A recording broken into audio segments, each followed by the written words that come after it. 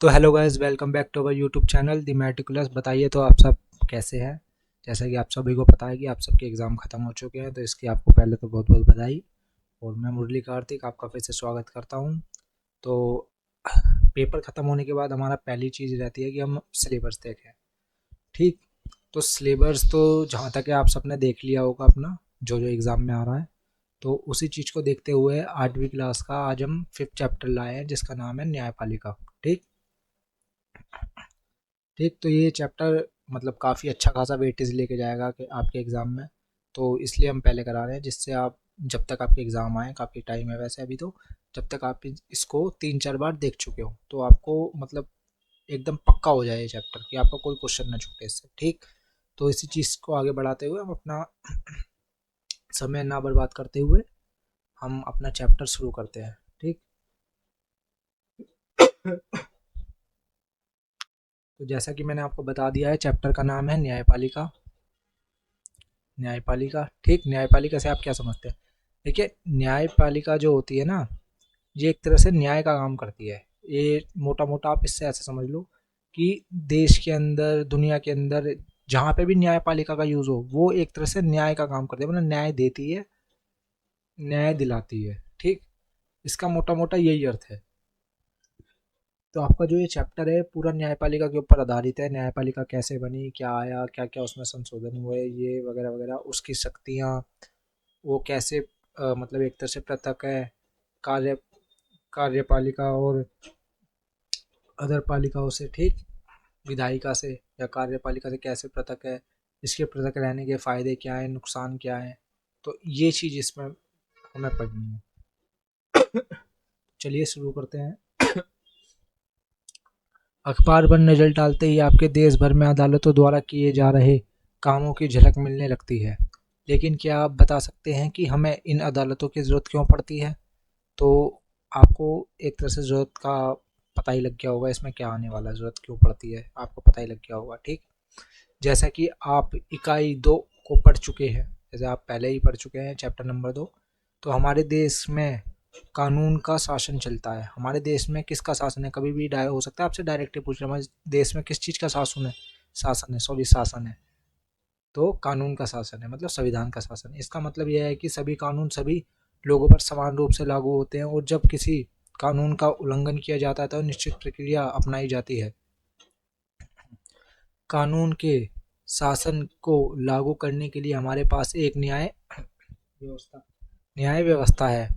इस व्यवस्था में बहुत सारी अदालतें हैं जहां नागरिक न्याय के लिए जा सकते हैं। सरकार का अंग होने के नाते न्यायपालिका भी भारतीय लोकतंत्र की व्यवस्था बनाए रखने में अहम भूमिका निभाती है। यह इस भूमिका को केवल इसलिए निभा पाती है क्योंकि यह स्वतंत्र है। तो न्यायपालिका की स्वतंत्रता बहुत इंपॉर्टेंट हो जाती है। ठीक। ये रहा स्वतंत्र न्यायपालिका। न्यायपालिका की स्वतंत्रता। न्यायपालिका की स्वतंत्रता का क्या मतलब होता है, या स्वतंत्र न्यायपालिका का क्या मतलब होता है? क्या आपके आसपास की अदालत और नई दिल्ली में स्थित सर्वोच्च न्यायालय या फिर सुप्रीम कोर्ट के बीच कोई संबंध है? इस अध्याय में आपको इन सवालों के जवाब मिलेंगे। ठीक। तो देखिए, पहले तो मैं आपको बता दूं, ये है सुप्रीम कोर्ट। ये एक न्यू दिल्ली में पड़ता है। ठीक। और यही हमारे देश में सबसे बड़ा कोर्ट है। जैसे निचले कोर्ट ने कोई फैसला सुनाया, आपको वो लगा कि नहीं ये जी गलत है, तो आप हाई कोर्ट में जाते हैं। हाई कोर्ट ने फिर से सुनाया, आपको लगा जी ये भी ठीक नहीं है, तो आप सुप्रीम कोर्ट में जाते हैं। पर अगर सुप्रीम कोर्ट ने एक बार कोई फैसला सुना दिया तो वो नीचे की सब कोर्टों को मानना पड़ता है, और साथ में उसके बाद आप कहीं नहीं जा सकते। आप दोबारा ही सुप्रीम कोर्ट में उस याचिका को दोबारा से मतलब एक तरह से देखने की गुजारिश कर सकते हैं, पर इससे ऊपर कोई कोर्ट नहीं है। ठीक। तो ये चीज़। तो आगे बढ़ते हुए, तो इसमें पहला टॉपिक है न्यायपालिका की क्या भूमिका है। तो आप वो पढ़ के ही समझ गए होंगे क्या भूमिका है। तो हम बाकी किताब में पढ़ते हैं क्या लिखा है। अदालतें बहुत सारे मुद्दों पर फैसले सुनाती है। वे यह तय कर सकती है कि शिक्षकों को विद्यार्थियों की पिटाई नहीं करनी चाहिए। वे राज्यों के बीच नदियों के पानी के बंटवारे पर फैसला दे सकती है। वे किसी अपराध के लिए लोगों को सजा दे सकती है। न्यायपालिका के कामों को मोटे तौर पर निम्नलिखित भागों में बांटा जा सकता है। ठीक, तो इसके भागों के कामों के जो भाग हैं वो इस तरह से बांटे जा सकते हैं। विवादों का निपटारा, न्यायपालिका विवादों का निपटारा कराती है। न्यायिक व्यवस्था नागरिक व सरकार, दो राज्यों और केंद्र व राज्य सरकारों के बीच पैदा होने वाले विवादों को हल कर सकती है। जैसे न्यायिक व्यवस्था नागरिकों, ठीक, नागरिक व सरकार मतलब नागरिक व और जो सरकार के बीच में जो भी मतभेद होंगे उसको भी निपटाती है। दो राज्य सरकारों के बीच के मतभेद को भी निपटाती है। केंद्र और राज्य सरकारों के बीच के भी मतभेद को निपटाती है। तो जितने भी विवाद होते हैं उन सबको निपटाने का काम एक तरह से न्यायपालिका का काम होता है। ठीक, जैसे कभी राज्य सरकार आपस में लड़ जाए या किसी चीज़ पे उनकी बहस हो तो क्या होगा, तो न्यायपालिका बीच में आएगी। केंद्र और राज्य के बीच में हो तो न्यायपालिका, किसी व्यक्ति या सरकार के बीच हो तो भी न्यायपालिका। तो हर चीज़ में न्यायपालिका ही आती है जब भी विवाद की बात होती है तो उसे निपटाने के लिए। ठीक, अब दूसरा है न्यायिक समीक्षा। ठीक, न्यायिक समीक्षा ये इंपॉर्टेंट हो जाता है। ठीक, संविधान की व्याख्या का अधिकार मुख्य रूप से न्यायपालिका के पास ही होता है। क्या है मतलब, संविधान की व्याख्या, समझ गए आप, संविधान की व्याख्या करने का अधिकार मुख्य रूप से न्यायपालिका के पास ही होता है। इस नाते यदि न्यायपालिका को ऐसा लगता है कि संसद द्वारा पारित किया गया कोई कानून संविधान के आधारभूत ढांचे का उल्लंघन करता है तो वह उसे कानून को रद्द कर सकती है। मतलब कोई कानून ऐसा है जो कोर्ट को लगता है कि ये चीज़ हमारे देश के लिए या हमारे संविधान के लिए ठीक नहीं है, उसके मूलभूत ढांचे को मतलब आहत कर लिया, तो वो क्या करेगी, क्या बोलते हैं, न्यायपालिका उस कानून को रद्द कर देगी। भले ही वो पार्लियामेंट में कितने ही बहुमत से पास हो या कुछ भी हो, भले ही कोई सी सरकार हो, कितना ही जोर लगा ले, फिर वो लागू नहीं हो सकता। ठीक, तो ये चीज़। तीसरा है कानून की रक्षा और मौलिक अधिकारों का क्रियान्वयन।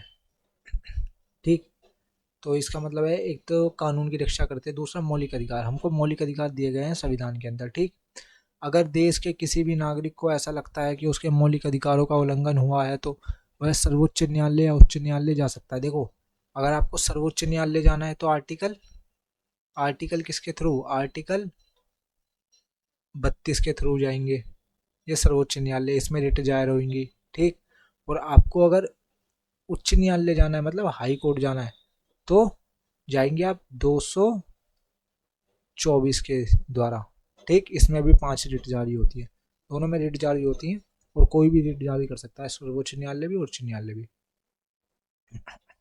उदाहरण के लिए कक्षा 7 की किताब में आपने हाकिम शेख के बारे में पढ़ा था जो खेतीहर थे। वे चलती हुई ट्रेन से गिरकर घायल हो गए थे। जब कई अस्पतालों ने उनका इलाज करने से इनकार कर दिया तो उनकी हालत काफ़ी खराब हो गई थी।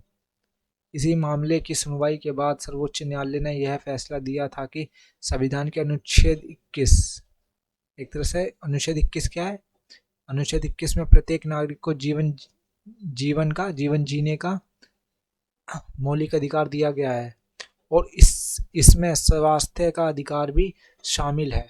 फलस्वरूप न्यायपालिका के पश्चिम बंगाल सरकार को आदेश दिया कि वह अस्पतालों की लापरवाही के कारण हाकिम शेख को जो नुकसान हुआ है उसका मुआवजा दे। ठीक, सरकार को यह आदेश भी दिया गया कि वह प्राथमिक स्वास्थ्य व्यवस्था की रूपरेखा तैयार करे और उसमें आपात स्थितियों में रोगियों के इलाज पर विशेष ध्यान दिया जाए। पश्चिम बंगाल है, सॉरी बंग लिख दिया इसने, पश्चिम बंगाल खेत मजदूर सीमित बनाम पश्चिम बंगाल राज्य 1996। तो ये भारत का सुप्रीम कोर्ट या सर्वोच्च न्यायालय, यही ऊपर है, जो ऊपर फोटो लग रही थी वही है। इसकी स्थापना 26 जनवरी 1950 को की गई थी। उसी दिन हमारा देश गणतंत्र बना था। गणतंत्र मतलब संविधान लागू हुआ था। ठीक, संविधान बन के कब तैयार होता है, चलिए आप ये बताइएगा मुझे। ठीक, संविधान बन के कब तैयार हुआ ये आप कमेंट में बताइए। बाकी 26 जनवरी 1950 को संविधान लागू हुआ था और उसी दिन सर्वोच्च न्यायालय की स्थापना हुई थी। ठीक, और 26 जनवरी 1950 को ही देश गणतंत्र बना था। आपने पूर्वोत्तरी फेडरल कोर्ट ऑफ इंडिया 1937 से 1949 की भांति यह न्यायालय भी पहले संसद के भवन के भीतर चैम्बर ऑफ प्रिंसेज में हुआ करता था। इसे 1958 में इस इमारत में स्थानांतरित कर दिया। मतलब ये क्या था, ये एक तरह से पहले जो ये जो काम, ये एक तरह से बिल्डिंग है ना, इसे न्यायपालिका ये बाद में बनी है। पहले कहाँ था, ये संसद भवन के भीतर चैम्बर ऑफ प्रिंसेज में हुआ करता था। ठीक ठीक है। और 1958 में तक इस बिल्डिंग का निर्माण हो गया, उसके बाद इसे सर्वोच्च न्यायालय घोषित कर दिया गया। आगे बढ़ते हैं। अपनी शिक्षिका या शिक्षक की सहायता से इस तालिका में दिए गए खाली स्थानों को भरिए। विवाद की किस्में, उदाहरण। केंद्र और राज्य के बीच विवाद। केंद्र और राज्य के बीच बहुत चीज़ों पर विवाद होता है। मैं आपको बताऊं, जैसे कोई राज्य ज़्यादा टैक्स देता है और केंद्र सरकार उसके बजट में उसे कम पैसा वो कराती है, मुआवजा। ये चीज़ होती है। ये ज़्यादातर कब होता है, जब ये मोस्टली साउथ के स्टेट में होता है। साउथ के स्टेट क्या होते हैं, टैक्स ज़्यादा देते हैं। मुंबई जैसे जैसे मुंबई है, वो बहुत ज़्यादा टैक्स देता है हमारे पूरे देश में। पर बिहार कम देता है। और पर बिहार को सबसे ज़्यादा क्या होता है, बिहार को सबसे ज़्यादा पैसा मिलता है। क्यों? क्योंकि वहाँ पे लोग कम पढ़े लिखे हैं, बेरोजगार हैं, इस वजह से, या फिर जो भी नीति वीति की वजह से, उनकी वजह से। दो राज्यों के बीच विवाद। जैसे दो राज्य है, दो राज्यों के बीच में से नदी जा रही है। अब वो कहेगा जी मैं बांध बनाऊंगा, मैं बांध बनाऊंगा, तो इस चक्कर में विवाद हो जाते हैं। दो नागरिकों के बीच में, आप पड़ोसी को देख लीजिए अपने, है बेकार। तो लड़ाई होने के चांसेस है। तो यही चीज। ठीक। ऐसे कानून जो संविधान का उल्लंघन करते हैं, ऐसे संविधान। अच्छा, इसका आंसर देने के लिए ना आपको थोड़ा आपकी नॉलेज अच्छी होनी चाहिए। ठीक। आपको ऐसे कुछ कानून पता होने चाहिए जो मतलब न्यायपालिका ने मतलब एक तरह से रद्द कर दिए थे। ठीक। तो कुछ मतलब कुछ कानून हुए हैं ऐसे पास्ट में, आप चाहें तो सर्च कर सकते हैं। यही आप सर्च कर लेंगे तो भी आ जाएगा। एक अगले पे आते हैं। तो स्वतंत्र न्यायपालिका क्या होती है? स्वतंत्र न्यायपालिका क्या होती है? तो देखिए, स्वतंत्र वो होती है जो स्वतंत्र होती है। ठीक। तो मैं बताता हूँ आपको क्या है।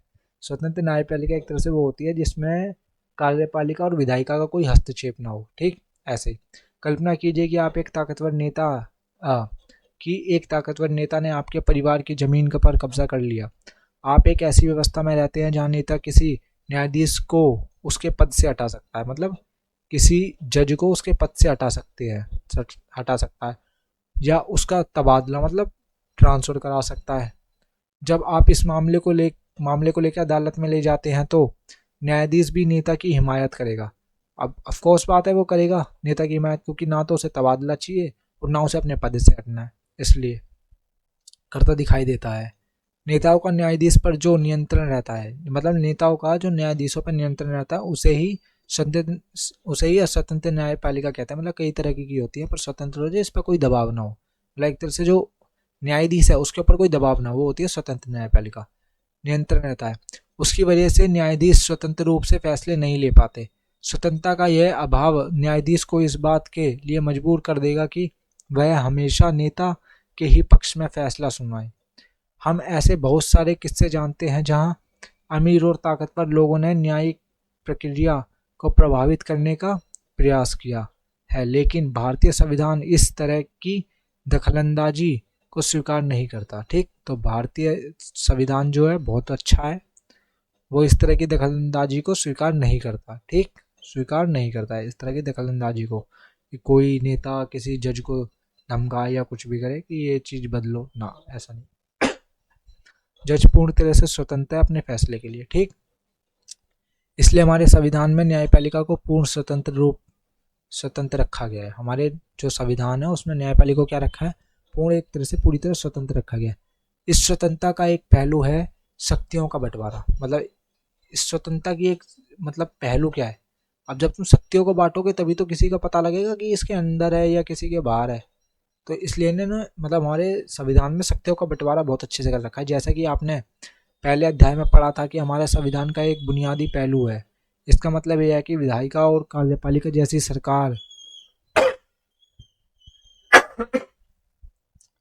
सरकार की अन्य शाखाएं न्यायपालिका के काम में दखल नहीं दे सकती। समझे आप?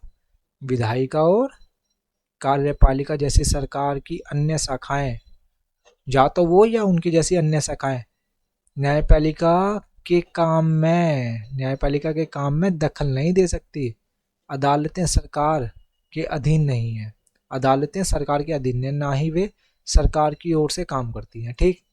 शक्तियों के इस बंटवारे को दुरुस्त रखने के लिए यह भी महत्वपूर्ण है कि उच्च न्यायालय और सर्वोच्च न्यायालय के सभी न्यायाधीशों की नियुक्ति में सरकार के अन्य शाखाओं का कोई दखल न हो।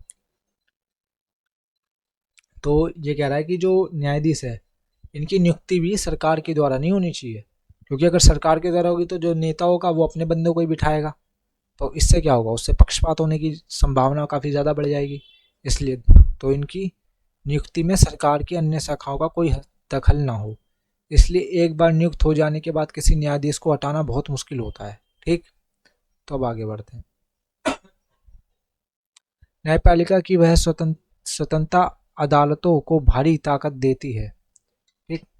न्यायपालिका की स्वतंत्रता क्या होती है, अदालतों को भारी ताकत देती है। इसके आधार पर वे विधायिका और कार्यपालिका द्वारा शक्तियों के दुरुपयोग को रोक सकती है। न्यायपालिका देश के नागरिकों के मौलिक अधिकारों की रक्षा में भी अहम भूमिका निभाती है, क्योंकि अगर किसी को लगता है कि उसके अधिकारों का उल्लंघन हो रहा है तो वो अदालत में जा सकता है। ठीक। अब अगले पे आते हैं। भारत में अदालतों की संरचना कैसी है। एक संरचना है तो मैं आपको बता दूं, इसमें पिरामिड टाइप है, हालांकि पता नहीं तुम्हारे उसमें दे रखा है, बाकी जब मैंने पढ़ा था तो उसमें ऐसे ही दे रखा था। मैंने तो काफ़ी टाइम हो गया, कम करीब करीब मैंने 2016 में करी थी आई थिंक 10वीं। ठीक। तो सबसे ऊपर सुप्रीम कोर्ट, सबसे ऊपर कौन सा, सुप्रीम कोर्ट, सर्वोच्च न्यायालय, फिर हाई कोर्ट, हाई कोर्ट, ये उच्च न्यायालय, और फिर लोअर कोर्ट, लोअर कोर्ट। ठीक। ये इनके काफ़ी सारे नाम होते हैं, कोई कोई पता नहीं किस किस नाम से बुलाता है। तो हम देखते हैं तुम्हारी किताब में क्या दे रखा है। हमारे देश में 3 अलग अलग स्तर की अदालतें होती हैं। निचले स्तर पर बहुत सारी अदालतें होती है, सबसे ऊपरी स्तर पर केवल एक अदालत है। जिन अदालतों से लोगों का सबसे ज़्यादा ताल्लुक होता है उन्हें अधीनस्थ न्यायालय, अधीनस्थ न्यायालय, अधीनस्थ न्यायालय या जिला अदालत कहा जाता है। ये अदालतें आमतौर पर जिले या तहसील के स्तर पर या किसी शहर में होती हैं। यह बहुत तरह के मामलों की सुनवाई करती हैं। प्रत्येक राज्य जिलों में बटा होता है और हर जिले में एक जिला न्यायाधीश होता है। प्रत्येक राज्य का एक उच्च न्यायालय होता है। यह अपने राज्य की सबसे ऊंची अदालत होती है। ठीक। तो एक इसकी बात कर रहा है उच्च न्यायालय, उच्च न्यायालय मतलब हाई कोर्ट। तो हमारे देश में कितने हाई कोर्ट है बताइए। राज्य तो 28 है, हाई कोर्ट बताइए। चले आप सर्च कीजिए उसके बाद बताइए। ठीक। यह अपने राज्य की सबसे ऊंची अदालत होती है। उच्च न्यायालय से ऊपर सर्वोच्च न्यायालय होता है, सबसे ऊपर सर्वोच्च न्यायालय मतलब सुप्रीम कोर्ट होता है। यह देश की सबसे बड़ी अदालत है, नई दिल्ली में स्थित है। यह नई दिल्ली में स्थित है, भारत की राजधानी में। ठीक। स्थित है। देश के मुख्य न्यायाधीश सर्वोच्च न्यायालय के मुखिया होते हैं। देश के मुख्य न्यायाधीश सीजेआई मतलब चीफ जस्टिस ऑफ इंडिया सर्वोच्च न्यायालय के मुखिया होते हैं। सर्वोच्च न्यायालय के फैसले, सर्वोच्च न्यायालय के फैसले देश के देश के बाकी सारी अदालतों को मान्य होते हैं। ठीक। सर्वोच्च न्यायालय के जो फैसले होंगे, अगर उसने किसी पद पर फैसला सुना दिया, उससे जुड़ा पिछली अदालतों को वही फैसला देना पड़ेगा, वो अलग नहीं दे सकती। ठीक। अच्छा, तो देखिए इसमें निचली अदालत से ऊपरी अदालत तक हमारी न्यायपालिका की संरचना एक पिरामिड जैसी लगती है। ऊपर दिए गए विवरण को पढ़ने के बाद नीचे दिए गए चित्र को भरें। ये तो मैंने आपको पहले ही करा दिया। सबसे ऊपर supreme, high court, lower court. उच्च न्यायालयों की स्थापना सबसे पहले 1862 में कलकत्ता, बम्बई और ये कलकत्ता, बम्बई और मद्रास, इसे केबीएम भी कहते हैं शॉर्ट ट्रिक में, ये याद रखना। के बी एम, कलकत्ता, बम्बई, मद्रास, कलकत्ता, बम्बई, मद्रास। ठीक। कब? 1862 में हुई थी, में की गई। ये तीनों प्रेसिडेंट शहर थे, ये तीनों प्रेसिडेंसी शहर थे।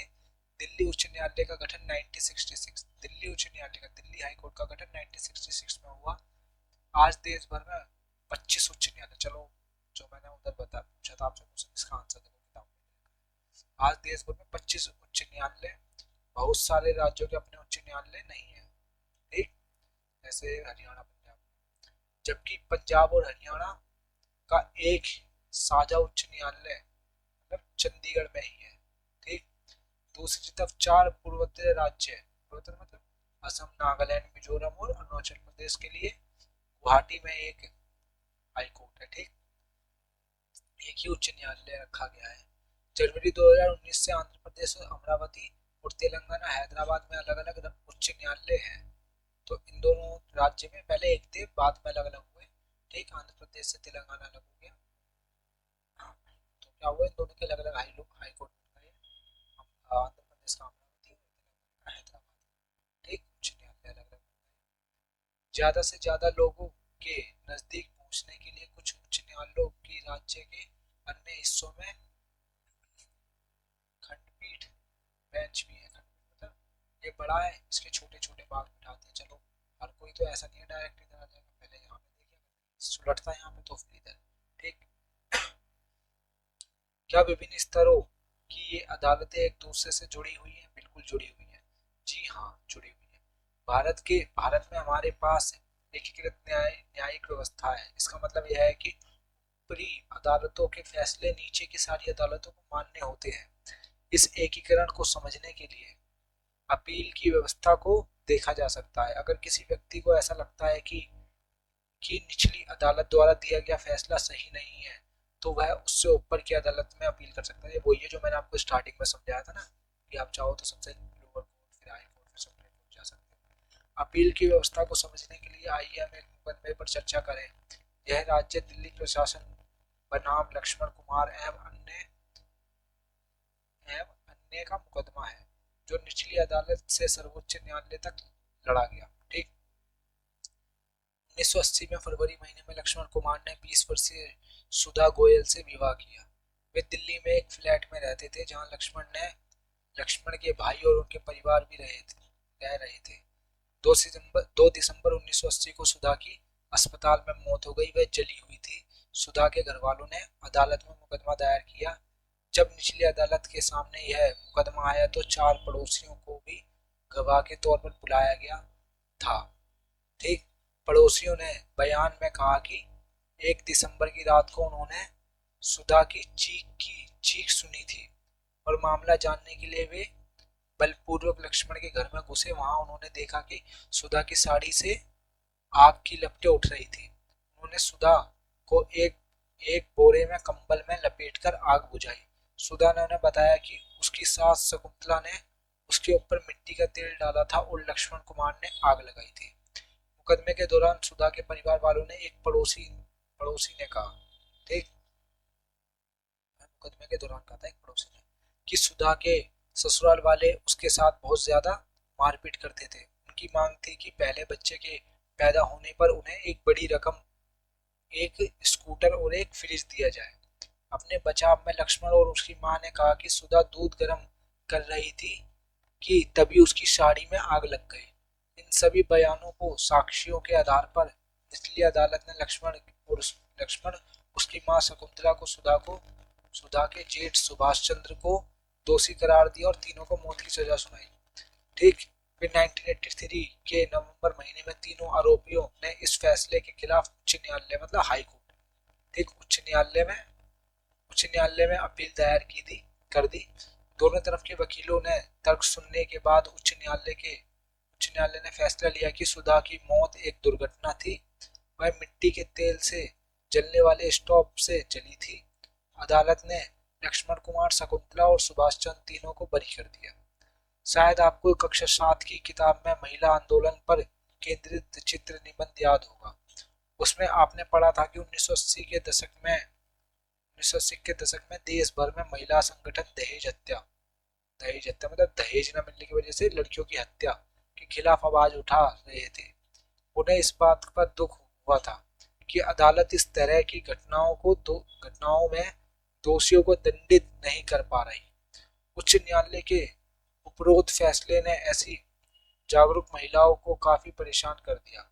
उन्होंने कई जगह धरने प्रदर्शन किए और उच्च न्यायालय के फैसले के खिलाफ सर्वोच्च न्यायालय में उच्च न्यायालय के फैसले के खिलाफ सर्वोच्च न्यायालय में अपील दायर कर दी। ठीक। यह bill Indian federation of women lawyers women lawyers नामक संगठन की तरफ से दायर की गई थी। 1985 में सर्वोच्च न्यायालय ने लक्ष्मण और उसकी मां व भाई को बरी करने के फैसले के खिलाफ अपील पर सुनवाई शुरू कर दी। वकीलों के तर्क सुनने के बाद सर्वोच्च न्यायालय ने जो फैसला दिया वह उच्च न्यायालय के फैसले से अलग था। सर्वोच्च न्यायालय ने लक्ष्मण और उसकी मां को तो दोषी पाया, लेकिन सुभाष चंद्र को आरोप से बरी कर दिया क्योंकि उसके खिलाफ पर्याप्त सबूत नहीं थे। सर्वोच्च न्यायालय ने दोनों आरोपियों को उम्र कैद की सजा सुनाई। ठीक। ये नामची दक्षिण सिक्किम में जिला अदालत है। ठीक। नामची दक्षिण सिक्किम में जिला अदालत है। ठीक। तो अगला देखते हैं हम। ये आपको समझ आ गया कि सबसे पहले वो लोअर कोर्ट गया, लोअर कोर्ट ने उनको सजा सुनाई, वो कहाँ गए, फिर वो हाई कोर्ट का, हाई कोर्ट ने उन्हें बरी कर दिया। पर फिर वो जो लेडीज थी, मतलब लड़की थी, उसकी माँ फिर कहाँ गई, मतलब पूरी एक तरह से कमेटी कहाँ गई, वही सर्वोच्च न्यायालय। सर्वोच्च न्यायालय ने पाया कि उसकी माँ और उसका बेटा तो दोषी है, पर उसका भाई है, और जो उसका लड़के का भाई है वो दोषी नहीं है, उसके खिलाफ सबूत नहीं मिले तो उसे बरी कर दिया। ठीक। विधि व्यवस्था में विभिन्न शाखाएं कौन सी है? विधि व्यवस्था में विभिन्न शाखाएं कौन सी है? देश हत्या का यह मामला समाज के विरुद्ध अपराध की श्रेणी में आता है। यह आरोपिक फौजदारी कानून का उल्लंघन है। फौजदारी कानून के अलावा हमारी विधि व्यवस्था दीवानी कानून या सिविल लॉ से संबंधित मामलों को भी देखती है। फौजदारी और दीवानी कानून के बीच फर्क को समझने के लिए हमें नीचे दी गई तालिका को देखें। ठीक। तो पहले हम फौजदारी देखते हैं, फौजदारी का फर्स्ट। एक फौजदारी का पढ़ लेते हैं। ये ऐसे व्यवहार या क्रियाओं से संबंधित है जिन्हें कानून में अपराध माना गया है या माना है। उदाहरण के लिए चोरी, दहेज के लिए औरत को तंग करना, हत्या। तो आप इसको शॉर्ट में याद कर लीजिए, हत्या या चोरी। तो ये फौजदारी, सॉरी माफ करना। और अगर हम दीवानी के देखते हैं, दीवानी कानून के देखते हैं फर्स्ट, इसका संबंध विशेष अधिकारों के उल्लंघन या अवहेलना से होता है। उदाहरण के लिए जमीन की बिक्री, चीजों की खरीदारी, किराया, तलाक आदि से संबंधित। ठीक। तो अब चीजों की खरीदारी या किराया, तलाक आदि से, तलाक से आप ज्यादा से समझ सकते हैं, तलाक वगैरह। ठीक। ये दीवानी। अब हम फौजदारी पे आते हैं, इसका दूसरा। ठीक। इसमें सबसे पहले आमतौर पर प्रथम सूचना रिपोर्ट, प्राथमिक एफआईआर दर्ज कराई जाती है। फर्स्ट इंफॉर्मेशन रिपोर्ट होती है, इसका फुल फॉर्म होती है एफआईआर की, कराई जाती है। इसके बाद पुलिस अपराध की जांच करती है और अदालत में केस फाइल करती है। ठीक। फिर आते हैं दीवानी मामलों के सेकंड में। प्रभावित पक्ष की ओर से न्यायालय में एक याचिका दायर की जाती है। इसमें एफआईआर नहीं होती, इसमें डायरेक्ट न्यायालय में जाना पड़ता है, कोर्ट में जाना पड़ता है। याचिका दायर की जाती है। अगर मामला किराए से संबंधित है तो मकान मालिक और किराएदार मुकदमा दायर कर सकते हैं। मतलब जो भी है, कोई भी पार्टी किसी के भी खिलाफ मुकदमा दायर कर सकते हैं, फिर दोनों को बुलाया जाता है। ठीक। अब तीसरा देखते हैं। तो अगर व्यक्ति दोषी पाया जाता है तो उसे जेल भेजा जा सकता है और उस पर जुर्माना भी किया जा सकता है। ठीक। और इसका देखते हैं हम एक बारी। अदालत राहत की व्यवस्था करती है। उदाहरण के लिए अगर मकान मालिक और किराएदार के बीच विवाद है तो अदालत ये आदेश दे सकती है कि किराएदार मकान को खाली करे और बकाया किराया चुकाए। ठीक। तो ये कुछ क्वेश्चन है, तो इनको आप खुद ही कर सकते हैं, मेरे को लगता नहीं है कुछ ज़्यादा इम्पोर्टेंट है। क्या हर व्यक्ति अदालत की शरण में जा सकता है? तो बिल्कुल सही बात है, हर व्यक्ति जा सकता है। बाकी तुम्हारी किताब में देखते हैं क्या है। सिद्धांत है, भारत के सभी नागरिक देश के न्यायालयों की शरण में जा सकते हैं। इसका अर्थ यह है कि प्रत्येक नागरिक को अदालत के माध्यम से न्याय मांगने का अधिकार है। जैसा कि आपने पीछे पढ़ा है, न्यायालय हमारे मौलिक अधिकारों की रक्षा बहुत महत्वपूर्ण मौलिक अधिकार की रक्षा में बहुत बहुत महत्वपूर्ण भूमिका निभाते हैं। अगर किसी नागरिक को ऐसा लगता है कि उसकी मौलिक अधिकारों का उल्लंघन हो रहा है, तो वह न्याय के लिए अदालत में जा सकता है। अदालत की सेवाएं सभी के लिए उपलब्ध है, लेकिन वास्तव में गरीब के लिए अदालत में जाना काफी मुश्किल साबित होता है। कानूनी प्रक्रिया में केवल काफी पैसा, कागजी कार्रवाई की जरूरत पड़ती है, बल्कि उसमें समय भी बहुत लगता है। अगर कोई गरीब आदमी पढ़ना लिखना नहीं जानता, तो उसका पूरा परिवार दिहाड़ी मजदूरी से चलता है, तो अदालत में जाने और इंसाफ पाने की उम्मीद उसके लिए बहुत मुश्किल होती है। तो इसी बात को ध्यान रखते हुए 1980 के दशक में सर्वोच्च न्यायालय ने जनहित याचिका PIL, ठीक, जनहित याचिका, ये आप ध्यान रखना, इसका आपको काफी बार एक तरह से यूज होने को मिलेगा। ठीक, कई जगह पे यूज होगा इसका। जनहित याचिका PIL की व्यवस्था विकसित की थी।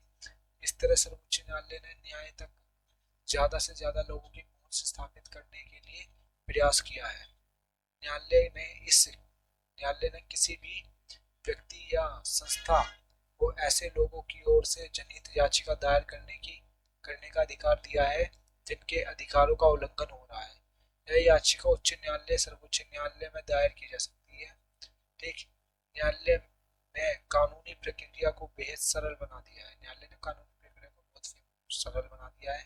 अब सर्वोच्च न्यायालय और उच्च न्यायालय के नाम भेजे गए पत्र या तार तार होते हैं, तार मुझे लगता नहीं है आप में से किसी ने सुना होगा, तार पहले चलते थे, तो पत्र तो काफी टाइम लगता था, पर तार जल्दी आ जाते थे, तो से इलेक्ट्रिक डिवाइस के द्वारा जाते थे, तो जो टाइप करते थे वो पहुंच जाता था, वहाँ पे दिखता था। ठीक, तो तार वो होता था, टेलीग्राम भी कहते थे, सॉरी, तार कहते थे।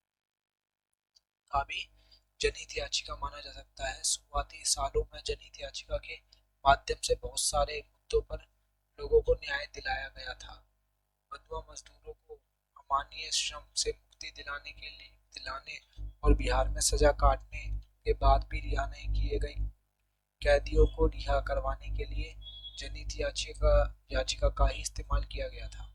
क्या आप जानते हैं कि सरकारी सहायता प्राप्त स्कूलों में बच्चों को दोपहर का भोजन, मिड डे मील जो आप देखते हैं, बच्चों को दोपहर में भोजन मिलता है, जो लड़कियां होती है उनको थोड़ा दोपहर सुबह के टाइम खाना मिलता है, मिड डे मील दिया जाता है। इसकी व्यवस्था की भी जनहित याचिका के फलस्वरूप ही हुई थी। ये जो व्यवस्था शुरू हुई थी, ये भी जनहित याचिका के द्वारा ही शुरू हुई थी। पहले जनहित याचिका डाली गई थी, उसके बाद इसकी शुरुआत हुई थी।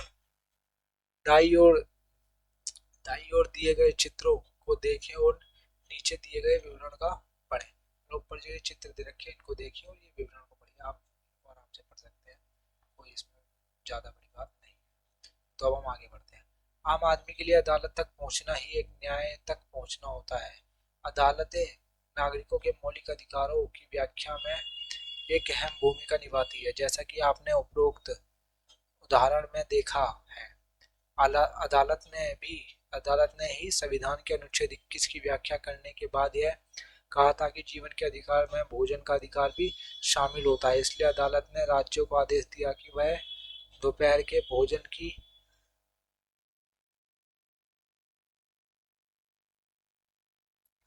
दोपहर के भोजन सहित दोपहर का भोजन, मिड डे मील सहित सभी लोगों को भोजन मुहैया कराए, मतलब भोजन उपलब्ध कराए। सीधी सीधी बात है, देख लोग भूखे ना रहे, जैसे बच्चे स्कूल में जाते थे इस वजह से। लेकिन अदालत के कुछ फैसले ऐसे भी रहे जिन्हें लोग आम आदमी के लिए नुकसानदेह मानते हैं। उदाहरण के लिए गरीबों के आवास अधिकार जैसे मुद्दों पर काम करने वाले कार्यकर्ताओं का मानना है कि बस्तियां, झुग्गियां, झोपड़ियों को बेदखल करने के बारे में अदालत द्वारा दिए गए हाल में फैसले पुराने फैसलों के विरुद्ध हैं। हाल के फैसलों में झुग्गी वासियों को शहर घुसपैठिए की तरह देखा जा रहा है। तो ये मैं आपको पैराग्राफ पढ़ के सुनाऊंगा, आप खुद पढ़ लेंगे। तो हालांकि इसमें कुछ ज़्यादा दे ही नहीं रखा, छोटा था ये, आप ये खुद भी पढ़ सकते हैं। जबकि पहले वाले फैसलों जैसे 1885 के ओल्गा टेलिस बनाम बम्बई नगर निगम के मुकदमे में दिया गया फैसला में झुग्गी वासियों की आजीविका बचाने के प्रयास किया जा रहा था। न्याय तक आम लोगों की पहुंच को प्रभावित करने वाला एक मुद्दा यह है कि मुकदमे की सुनवाई में अदालतें कई साल लगा देती हैं। इसी देरी को ध्यान रखते हुए अक्सर यह